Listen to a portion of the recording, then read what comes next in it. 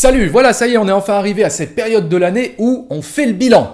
Et j'ai préféré commencer par les pires films de l'année 2018. Je ferai mon top 5 un peu plus tard. Surtout que j'avais déjà fait un top 5 à mi-parcours de l'année 2018. Et c'était d'ailleurs une de mes toutes premières vidéos que j'avais publiées sur ma chaîne. Donc si ça vous intéresse, vous pouvez toujours remonter dans le temps et voir quels étaient mes films préférés de cette première moitié de 2018. Et ensuite, vous pourrez toujours retourner vers le futur et voir cette vidéo. Une vidéo où on va revenir sur cette année 2018 qui nous a fourni son lot de films nauséabonds, qui nous ont répugnés, qui nous ont mis en colère et qui ont pullulé dans nos salles de cinéma et sur Netflix. Donc, c'est parti pour rentrer dans le flop 5 de l'horreur.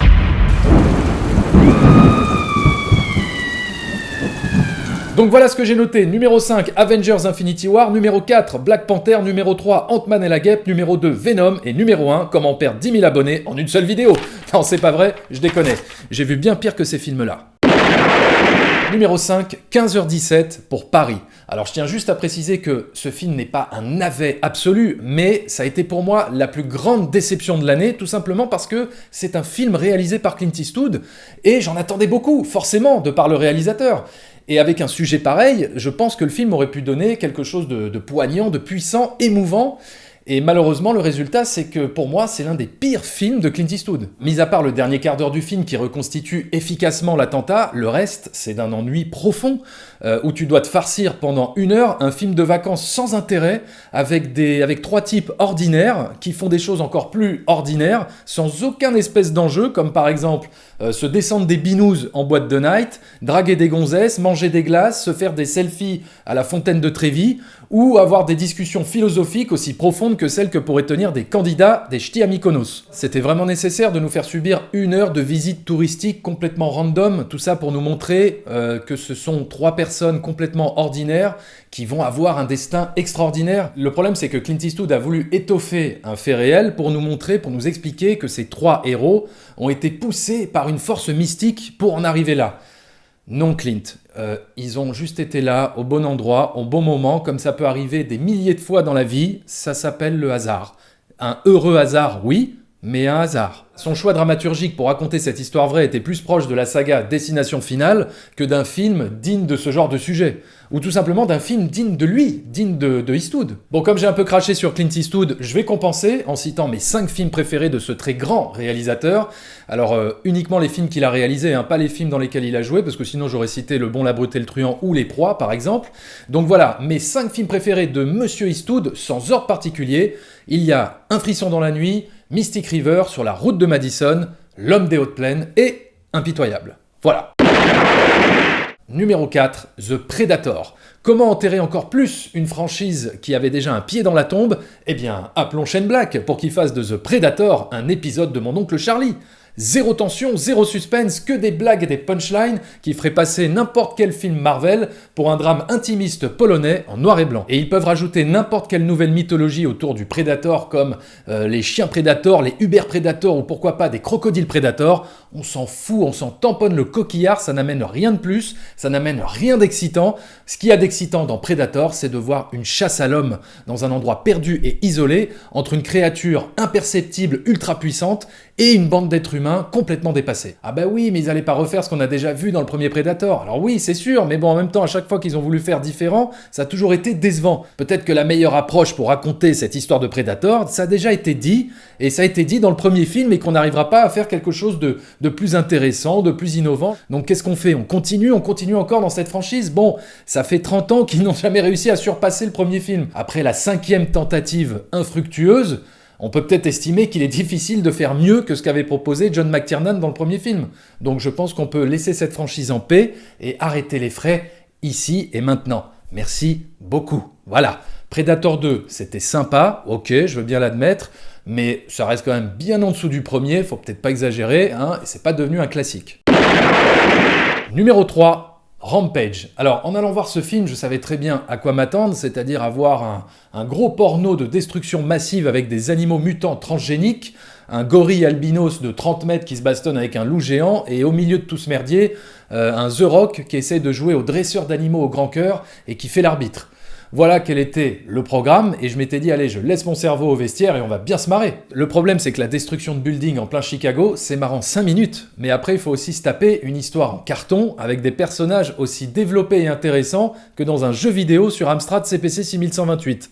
En même temps, le film est l'adaptation d'un jeu vidéo des années 80. Adaptation fidèle alors. Et même si tu prends le film au 6e degré, ça reste tout simplement barbant. Moi je me suis ennuyé à un point tel que le film il m'a paru durer 4 heures. Les dialogues, les méchants, les scènes d'action, tout ça c'est du déjà vu et c'est d'un cliché absolu. Ça aurait pu être un plaisir coupable, mais même pas, c'est juste emmerdant. The Rock, il a beau être charismatique et investi dans son rôle, il n'arrive pas à sauver ce film d'un ennui mortel. Voilà, ce film il a tellement aucune consistance qu'il se suffisait très bien à sa bande-annonce de 2 minutes 30. Il y a des fois des films, des concepts de films ou des scénarios, ils devraient juste avoir la durée d'un spot publicitaire. Numéro 2, Skyscraper. Et oui, c'est un doublé pour Dwayne The Rock Johnson. Quand la tour infernale rencontre Piège de cristal, eh bien ça donne Skyscraper, un gros naftouze où chaque scène ferait passer Die Hard pour un documentaire sur le métier de policier. C'est tellement exagéré, c'est tellement over the top les scènes de ce film qu'au bout d'un moment, tu décroches, puisque la ligne rouge a été franchie, il n'y a plus aucun sentiment, enfin tu n'éprouves plus aucun sentiment de danger pour le personnage. Il pourrait sauter de tout en haut du building et se rattraper in extremis à la fenêtre du premier étage, que tu serais presque pas étonné. Donc bon, comment tu veux qu'on s'intéresse au sort de ton personnage quand il est aussi résistant qu'un cyborg? Rajoute à ça un antagoniste des plus transparents, un The Rock en bon père de famille boy scout tout lisse et tout mielleux, qui fait des acrobaties sur fond vert, et t'as un truc bien chiant à regarder. Par contre, ce que j'ai beaucoup regardé moi pendant le film, c'est mon téléphone portable, peut-être 10 fois.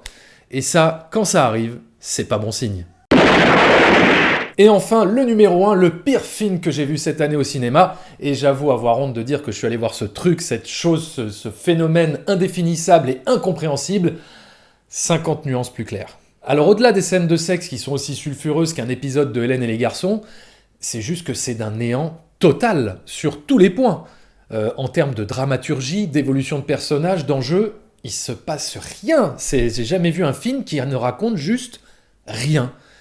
C'est-à-dire que tu vois l'histoire sans fin avec le mangeur de pierre qui dit à Atreyu le néant. Eh bien, pendant tout le film, tu n'entends que ça dans ta tête. Le néant. Et si un film devait symboliser le néant, je crois que ce serait ce 50 nuances de merde et toute cette saga. Le néant artistique, le néant créatif, le néant sexuel, le néant dramatique. Même les acteurs, on dirait qu'ils souffrent d'être à l'écran et qu'ils voudraient se retourner à un moment donné vers les spectateurs et dire « Sauvez-nous !» Il n'y a même pas une scène qui te relève le yang. Et alors, faudra m'expliquer comment ce personnage d'Anastasia arrive à s'attacher à ce gros connard de manipulateur égoïste et malsain à souhait. Ah oui, c'est vrai, il est pété de thunes. Ça aide un peu. Quel bel exemple pour notre jeunesse. Et attention, spoiler alert, à la fin du film, ils fondent une famille avec des enfants, et Christian est enfin délivré de ses démons. Donc fini les boules de geisha dans l'anus, et place maintenant à la pureté de l'amour, avec des petits cœurs partout trop mignons.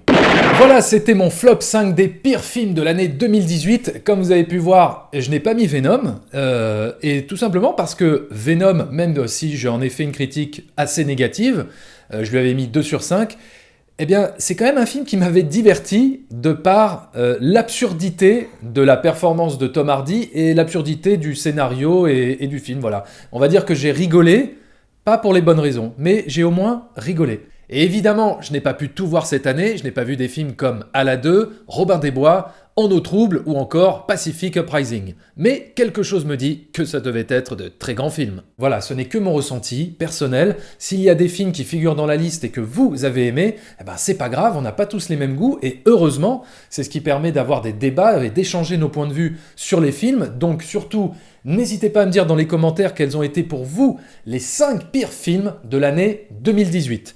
Allez, rendez-vous début janvier pour le top 5 des meilleurs films 2018. Ciao.